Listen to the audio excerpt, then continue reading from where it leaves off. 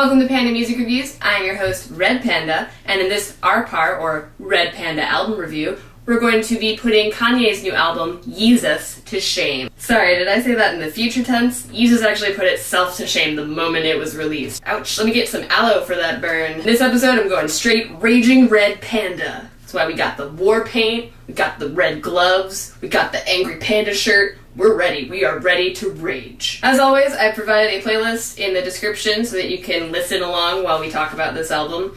If you choose not to listen along this time around, I don't blame you. It's not the greatest of albums in the world. I'm just gonna break it down for you so you know the specifics of why I don't really care for it, and probably why a lot of people don't really care for it. It's debatable that even Kanye might not even really care for it. Let me apologize to you in advance for subjecting you to this lyrically depraved, auto-tuned piece of crap that is known as Kanye's newest album. Kanye was so lazy with this album that he didn't even bother to give it an album cover. The album cover is a clear plastic CD case with no cover in it. CD doesn't even have anything written on it. Like, nothing. He did nothing for the album cover. One would hope that Kanye is the only one solely responsible for this steaming pile of panda poo that is this album. But no. He had to rope in one of my favorite bands, Daft Punk, total sellouts by the way, to get involved in this horrible album. And you would think that that would make the album better because I like Daft Punk and I like the electronic things that they do, but no, it was awful. So we're gonna talk about my bottom three instead of my top three here, because top three would be appropriate for an album that I actually enjoyed a little bit. This album overall was not a great experience for me at all. I might need therapy. Not normal psychological therapy, like good music therapy. I need to be surrounded by good music for several hours after listening to a single song on this album. The first song we're going to talk about, my number one bottom song in this entire album, is going to be I Am a God. Oh, Kanye. With a song title like that, you really didn't give yourself a good start, now did you? I understand that hip-hop has a lot of arrogance. I get that. But I don't think we've ever seen arrogance quite at this level before. Bravo, Kanye, for bringing us to a whole new level of arrogance. Fun fact, I learned that the inspiration for this song was when Kanye was told by a fashion designer that he could only go to Paris's Fashion Week runway if he promised to not go to any other shows. Kanye doesn't like being told what to do, guys, FYI. It's not okay for his ego. His ego can't handle being denied something. So to prove that he was a good sport about it, he went and wrote a song titled I Am a God. And what's great is that this is one of the songs that Daft Punk helped him make. Thank you, Daft Punk, for bringing us one of the most arrogant, self-inflated songs I've ever heard in my life. So glad that you could be part of something like that. So the song starts with a strange Rastafarian-like person speaking in the background, which I associate with an epic bass drop and dubstep music, but that is not what happened in this song. Instead, I was greeted by Kanye saying, I am a God, 3 times. This is 3 of the 13 times that he says the phrase, I am a God, in the song. That doesn't include the times where he mentions that he's a God, but he doesn't specifically say, I am a God. I was just counting the specific phrase. What's great about this song is not only does he say, I am a God 13 times, but he goes on to say, I am a God, but I am a man of God, which anyone with a basic understanding of Christianity could tell you is against commandment number 2, which is worshipping other idols before God. There are actually several mentions in the Bible of not putting other things before God, and yourself is one of the main ones. And musically, as far as the song goes, we have one single bass note being repeated throughout the whole song. I know this is a very common feature in hip-hop music these days, but I don't appreciate it, especially when it's accompanied by really cheesy electronica and techno noises. Thanks, Daft Punk! We all know that you can do better! Where you're just like, oh, it's Kanye, so I can dumb it down a bit. In the song, we also have some random screaming from Kanye, which he also featured in the Black Skinhead song. I guess you can kind of like it if it's done a couple of times, but he does it several times, and after a while it got on my nerves. Frankly, it made my ears bleed. So between the bad bass, the cheesy electronica noises, and the horrible lyrics that are completely self-worshipping, I give this song 2 paws down. If I had more than 2 paws, I would put them down. And for my second bottom song, we're going to talk about On Sight. Again, we have some very cheesy, very repetitive techno noises in the background. We've got more of Kanye talking about how well off he is, mentioning his Benz, and talking about ladies S and some D, and all that kind of wonderful nonsense that you hear in hip-hop music. I know that hip-hop will commonly be disrespectful towards women, but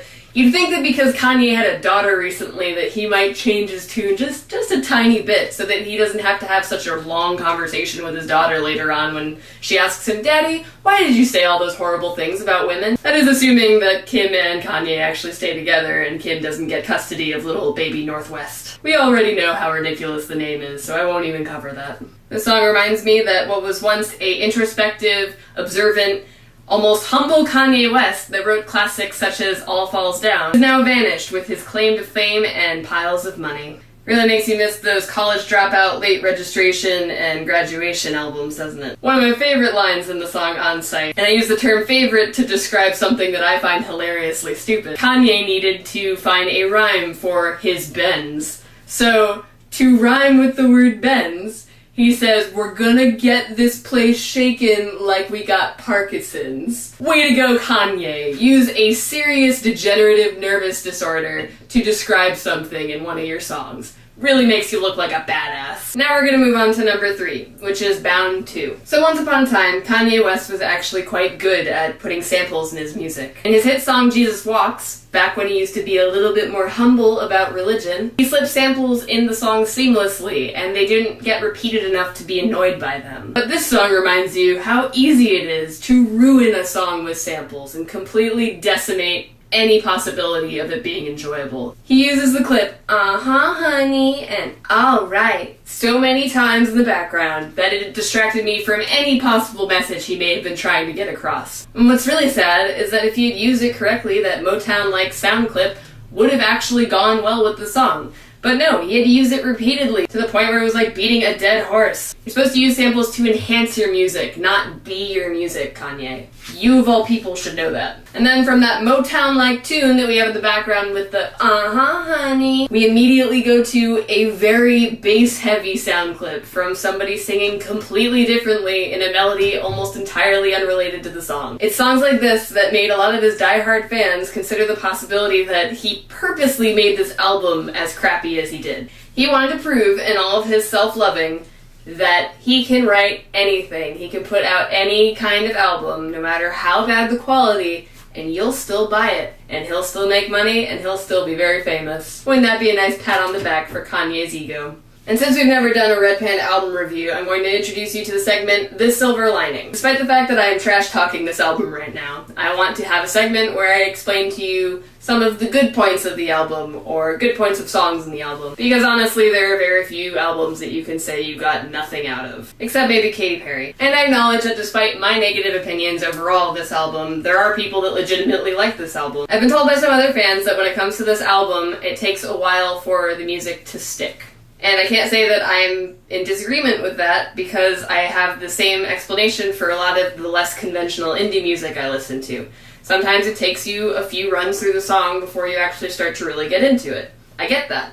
I also acknowledge that despite my overall view of this album is one big Panda facepaw, that not everyone will agree with me, and that sometimes you have to listen to an album a few times before you actually start to like the music. But the repeated listening rule only applies if you are either kind of into the music when you first listen to it, or neutral to the music when you first listen to it.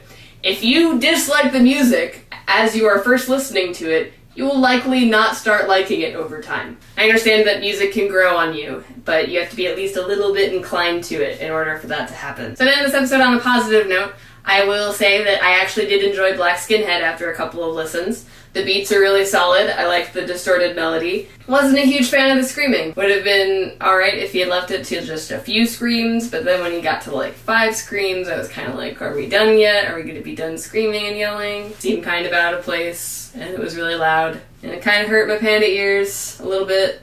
I also enjoyed the song New Slaves, especially because of the ominous melody that starts after the 45-second mark. It's great, I love it. That's like the best melody that I've heard in the entire album. Lyrically, I don't really appreciate the line, "I'd rather be a D than a swallower," but if we gloss over that set of crude lyrics, we can actually get some depth in here. It then touches on the very serious issue of corporate prisons in America, by starting with the lines, "Meanwhile, the DEA teamed up with the CCA. They're trying to lock people up, they're trying to make new slaves. See that? That's the privately owned prison.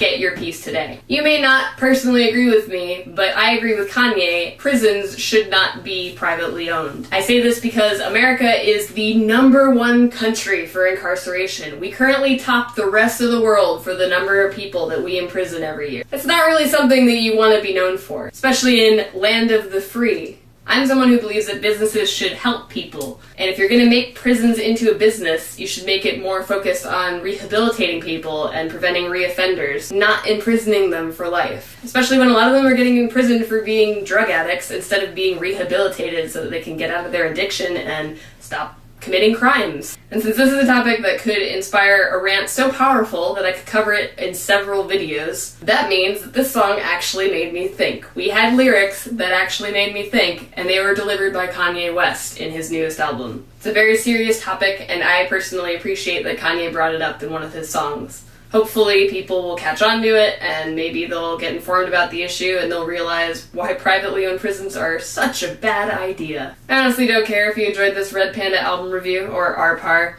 because frankly, listening to this music took a lot of joy out of my panda heart.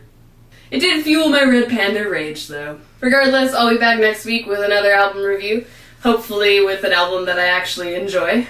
Feel free to like this video if you enjoyed it anyways, and favorite it if you enjoyed watching me diss somebody for a change. And don't forget to answer my Panda Asks question, which this week will be, what is your favorite Kanye West song and why? And if you are not a huge fan of Kanye, if you despise him with every fiber of your being, then your question is, what is your least favorite song by Kanye and why? The person with the best answer in their comment will win a very special prize. And even if you don't win that prize this time around, don't be discouraged, because prizes are going to become a somewhat regular thing on this show. So you will definitely have another chance to win something. And know that something will not be my Red Panda, because this is my Red Panda and you can't have it. But I still love you. See you on Sunday.